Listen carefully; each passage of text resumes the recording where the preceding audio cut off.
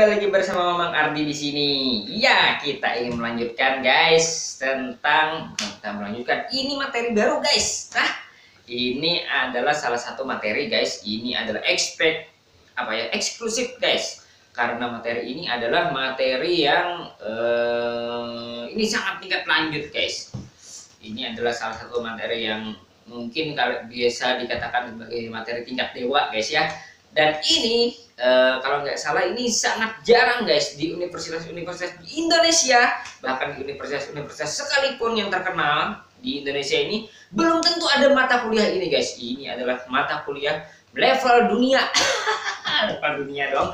Ya pokoknya buat kalian yang suka penasaran dengan mata kuliah tingkat dewa, ini cocok sekali guys materi ini untuk kalian pelajari, dan mudah-mudahan ini bisa membantu kalian dalam mempelajari materi-materi yang kalian suka, buat kalian khusus untuk yang demam matematika. Oke, di sini kita ingin membahas tentang Riemannian geometry. Kita langsung saja 1 2 3 4. Ya. Jadi ini Riemannian geometry ya. Jadi Riemannian geometry itu adalah materi yang membahas tentang manifold secara umumnya. Biasanya lebih banyak tentang bicara tentang manifold. Manifold itu apa? Nanti insya Allah akan kita bahas. Mamang mau menjelaskan dulu secara garis besar apa itu yang namanya Riemannian geometry ya. Riemannian geometry itu adalah teori dasar yang berfokus, jadi ini adalah salah satu cabang dari geometri diferensial yang berfokus membahas tentang manifold dan struktur bukan ruang vektor sih, vektor tangent ya, tangent vektornya yang ada di manifold tersebut. Kemudian nanti bakal digunakan untuk membahas tentang mengukur jarak guys ya. Kemudian tapi jaraknya di manifold guys, jadi bukan jarak yang biasa yang dipakai di ruang Euclid biasa. Jadi jarak yang di manifold ini nanti ada perbedaannya. Nah, manifold dengan ada namanya juga, ternyata ada manifold yang dilengkapi dengan inner product seperti halnya ruang Hilbert. Nah, itu apa sih impactnya terhadap manifold tersebut? Nah, manifold yang dilengkapi dengan ruang Hilbert yang pemetaannya itu adalah smooth, ya, itu dinamakan sebagai Riemannian manifold. Nah, jadi kira-kira seperti itu ya.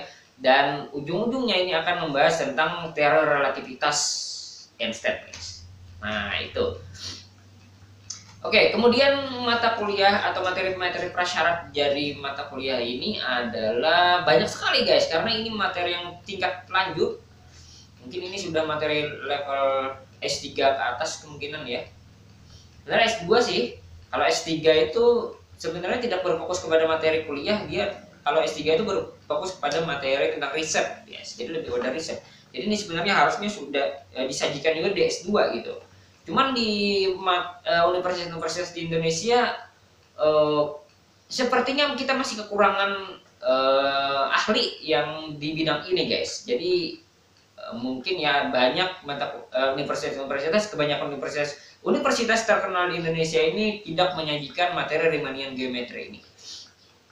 Oke, prasyaratnya adalah yang jelas adalah topologi. Kemudian analisis fungsional sudah jelas, analisis real itu udah pasti ya. Kemudian struktur aljabar juga, kemudian apa lagi ya? Tensor, aljabar linear, aljabar multilinear yang membahas tentang tensor, kemudian tensor produk gitu ya. Kemudian apa lagi ya? Kalkulus vektor. Nah, itu kalkulus vektor. Geometri diferensial pastinya. Geometri manifold itu sudah pasti juga ya. Topologik, manifold topologik ya betul juga itu. Nah, kira-kira itu sih materi yang menjadi dasar ya, sehingga Mamang itu yang menjadi prasyarat buat kalian yang mau mempelajari tentang Riemannian geometry. Oke, kita langsung saja masuk ke materi pertama, yaitu manifold topologis. Ini ada banyak guys, lumayan guys. Apa itu manifold topologis? Manifold topologis di sini definisikan sebagai himpunan tak kosong. Yang pertama ya, seperti biasa, himpunan tak kosong. Bentar nih, Mamang ganti dulu ya. Agak ini warnanya bagusnya, kayaknya hijau ya, kayaknya hijau bagus. Oke, jadi himpunan tau kosong X ya, katakanlah suatu himpunan tau disebut, oh ini topologi guys, kita membahas topologi. Topologi di X ini apa ini? Pengantar dulu ya, pengantar mengingat kembali gitu. Jika berlaku ini yang gue udah tahu gitu ya, kemudian iris. Jika himpunan A, himpunan B. Jadi topologi itu ingat guys, topologi itu adalah himpunan, isinya adalah himpunan-himpunan bagian dari X ini. Nah itu ya, tapi tidak seluruhnya. Dia diambil dari himpunan, seluruh dari himpunan kuasanya. Jadi diambil dari himpunan kuasa yang terbentuk dari X itu sendiri. Nah, disebut topologi X jika berlaku X itu sendiri dan himpunan kosong itu anggota tau. Ini ya. Kemudian apabila ada himpunan A dan himpunan B anggota tau, maka irisan dari himpunan tersebut itu anggota tau juga. Kemudian apabila ada sekelompok himpunan, katakanlah dia A alfa dengan alfanya indeks, berlaku gabungan ini semua diambil dari tau gitu ya, maka berlaku kemudian berlaku gabungan dari seluruh A alfa itu akan termuat dalam tau kembali. Jadi kalian bisa bayangkan ini seperti interval-interval terbuka, kira-kira seperti itu ya, himpunan-himpunan terbuka yang terbentuk dari interval. Nah, interval-interval terbuka gitu ya. Jadi irisan dari himpunan interval terbuka akan terbuka lagi, kemudian gabungan sebanyak mungkin dari interval terbuka pasti akan terbuka lagi. Nah, kira-kira seperti itu ya. Kalau di R ya. Nah, itu. Kemudian pasangan. Nah, sekarang dari tau yang sudah kita bentuk ini, kemudian kita namakan pasangan X dengan taunya yang sudah dibentuk itu disebut ruang topologis untuk setiap A, dan untuk setiap A anggota tau itu disebut himpunan terbuka. Jadi ini perumuman dari himpunan-himpunan terbuka yang di R guys. Nah itu ya. Jadi kita mau memperumum konsep himpunan terbuka itu di sebarang, sekarang bukan R lagi tapi sebarang himpunan tak kosong terbuka gitu. Tentu saja terbukanya yang di sini kalau di sebarang himpunan tak kosong tidak semulus cerita himpunan terbuka yang di sistem bilangan real ya. Ini terbuka-terbukaan aja kira-kira ya. Tapi kalau digambarkan secara geometris belum tentu dia terbuka, guys. Nah, itu penting. Ini perumuman aja, perumuman. Nah, selanjutnya adalah R. Nah, ini contoh ya. R dengan taunya adalah topologi yang dibangkitkan oleh metrik ini. R sendiri ya terhadap jarak biasa itu akan membentuk topologi. Nah, itu ya. Kalian udah bahas ini ya. Memang gak terlalu banyak membahas ini. Jadi ini jarak ini nanti membentuk yang namanya persekitaran. Persekitaran itu membentuk yang namanya himpunan terbuka. Koleksi seluruh dari himpunan terbuka yang itu dikoleksi seluruhnya akan membentuk topologi di R. Nah, seperti itu guys. Itu yang dimaksud dengan topologi yang dibangkitkan oleh metrik ini. Nah, gitu.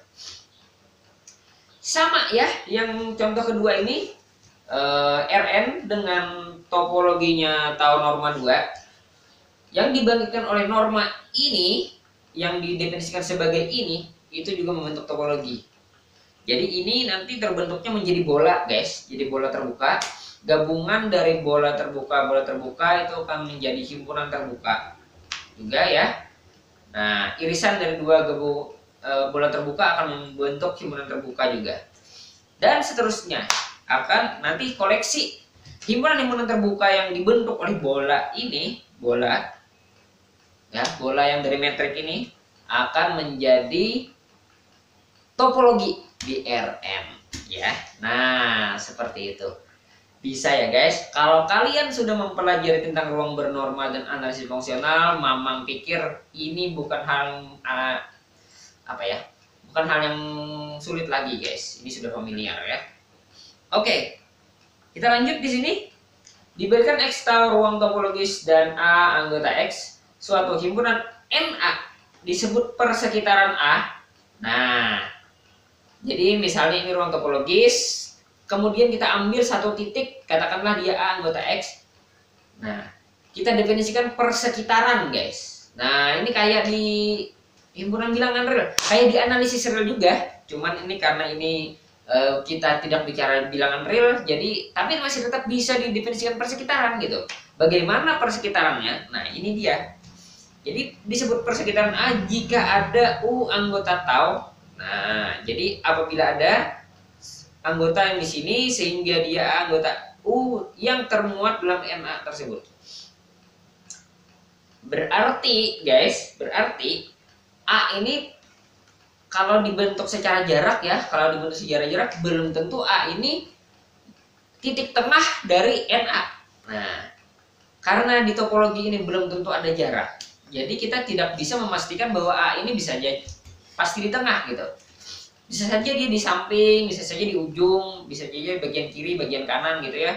Yang penting dia ada persekitaran ini sehingga dia subset dari A, maka dia dikatakan persekitaran dari A. Nah, gitu ya. Jadi ada sedikit perbedaan dengan topologi yang terbentuk dari metrik. Kalau topologi yang terbentuk dari metrik itu pasti jarak titik pusatnya itu ada di tengah, ya. Jadi kalau kita bicara bola, pasti dia titik pusat bola itu adalah A tersebut. Nah, tapi kalau kita bicara di ruang topologi sebarang, karena tidak ada jarak, maka bisa jadi A-nya itu di samping, di atas, di bawah, begitu ya. Gayanya lebih bebas, guys. Nah, itu.